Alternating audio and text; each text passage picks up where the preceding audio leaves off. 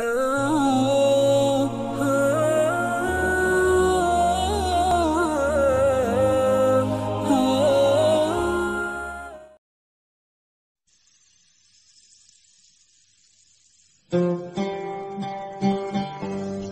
Nabi Yahya alaihissalam.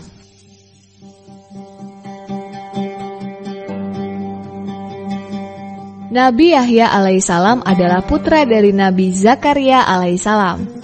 Ia diutus oleh Allah Subhanahu wa Ta'ala untuk berdakwah di tengah-tengah kaumnya, yaitu Bani Israel di Palestina yang memiliki sifat pembangkang dan menyembah berhala, kemaksiatan, kemungkaran, kezoliman, dan kerusakan merajalela di kalangan Bani Israel. Selain itu, juga muncul raja-raja berkuasa yang membuat kerusakan. Nabi Yahya alaihissalam merupakan nabi yang diistimewakan oleh Allah Subhanahu wa Ta'ala.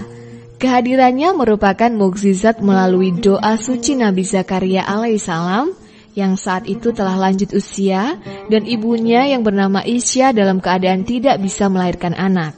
Allah Subhanahu wa Ta'ala menyampaikan kabar lahirnya Nabi Yahya alaihissalam dalam Al-Quran surat Al-Maryam ayat 7. Namanya pun merupakan pemberian langsung dari Allah Subhanahu wa Ta'ala, yang sebelumnya belum pernah ada orang lain yang memiliki nama seperti itu. Masa kecil Nabi Yahya alaihissalam hanya diisi dengan mendalami agama Allah dan melakukan hal-hal yang bermanfaat saja. Pada saat diajak bermain-main oleh teman-temannya, Nabi Yahya kecil menjawab bahwa manusia diciptakan bukan untuk bermain-main.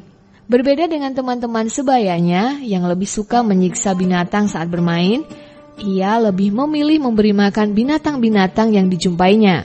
Maka tidak heran, binatang-binatang pun menaruh hormat kepada Nabi Yahya alaihissalam.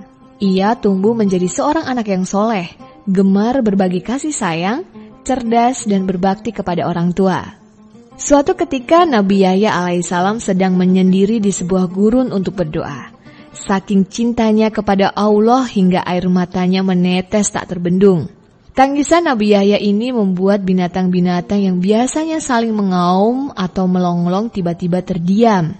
Binatang-binatang ini mengetahui bahwa yang sedang berdoa di gurun itu adalah Nabi Yahya alaihissalam. Kemudian mereka menghormat dan selanjutnya menjauh agar tidak mengganggu doa Nabi Yahya alaihissalam. Ada sebuah riwayat, suatu ketika Abu Idris Al-Khawlani berkata bahwa manusia yang paling baik makanannya adalah Nabi Yahya alaihissalam. Ia makan dedaunan bersama dengan hewan darat, yang buas ataupun yang jinak. Hal ini untuk menjaga diri dari rusaknya kehidupan manusia. Kadang-kadang dia juga makan belalang. Sementara minumnya pun langsung dari air sungai yang mengalir. Dari kebiasaan inilah Nabi Yahya alaihissalam merasakan bahwa manusialah yang paling banyak menerima nikmat dari Allah Subhanahu wa Ta'ala.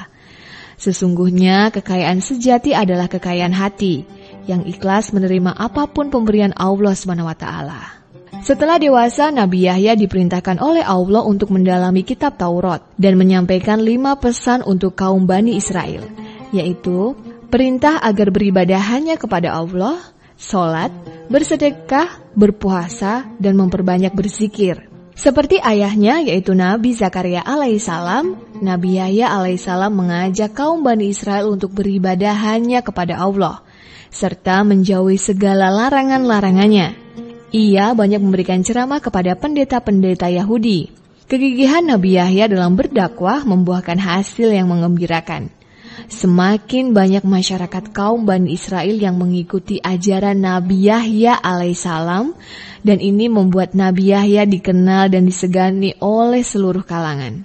Bahkan, Nabi Yahya alaihissalam diangkat menjadi pemimpin para pendeta Yahudi yang sering mensucikan orang-orang yang ingin bertobat di Sungai Jordan.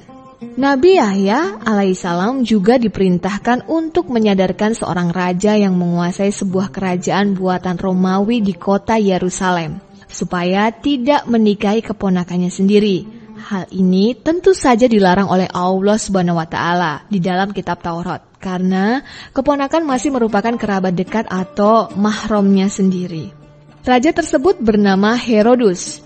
Ia sangat jatuh cinta dengan kecantikan keponakannya sendiri yang bernama Herodia. Dari awal, raja telah mengetahui bahwa menikahi mahramnya sendiri merupakan hal yang dilarang dalam hukum Taurat. Ternyata, Herodia justru bersedia menjadi permaisuri Raja Herodus. Para penasihat kerajaan telah mengingatkan, tetapi raja dan calon permaisurinya tetap saja ingin melaksanakan pernikahan mereka. Dakwah Nabi Yahya alaihissalam tidak membuat raja dan calon permaisurinya sadar. Kedatangannya ke istana justru membuat Raja Herodus marah besar karena Nabi Yahya dianggap telah membuat Herodia menangis dan bersedih hati. Segera raja memerintahkan pasukannya untuk menangkap dan membunuh Nabi Yahya alaihissalam atas dakwah yang telah melawan raja. Allah Subhanahu wa taala terus membimbing Nabi Yahya alaihissalam sehingga pada saat Nabi Yahya alaihissalam ditangkap, ia tidak melakukan perlawanan sedikit pun. Kemudian para pengawal kerajaan membawa Nabi Yahya untuk dihukum mati. Selanjutnya, Herodia meminta kepada raja agar kepala Nabi Yahya alaihissalam dihadapkan kepadanya. Setelah peristiwa itu terjadi, Allah SWT menurunkan azab yang sangat pedih, yaitu tubuh sang raja yang zalim beserta keluarganya tiba-tiba berubah menjadi tidak berwujud lagi sebagai manusia. Ketika Nabi Yahya alaihissalam wafat, tidak hanya para pengikutnya dari golongan manusia saja yang bersedih, tetapi hewan dan tumbuhan juga turut berduka. Semua merasa sangat kehilangan sosok Nabi yang lemah lembut dan penuh kasih sayang. Nabi Yahya alaihissalam dimakamkan di Masjid Umayyah atau yang saat ini dikenal dengan Masjid Agung Damaskus. Dalam Al-Quran Surat Maryam ayat 15, Allah Subhanahu wa taala memberikan jaminan keselamatan kepada Yahya alaihissalam pada 3 fase tersulit dalam kehidupan setiap manusia, yaitu pada saat kelahirannya, pada saat meninggal dunia, dan pada saat dibangkitkan dari kubur kelak. Apabila kita lihat dari silsilah keluarga sang ibu yaitu Isya, maka Nabi Yahya alaihissalam masih terkait hubungan persaudaraan dengan Maryam, ibunda dari Nabi Isa alaihissalam. Demikianlah kisah Nabi Yahya alaihissalam. Semoga dapat membuka wawasan kita dan menambah tebal keimanan kita kepada Allah Subhanahu wa taala. Amin.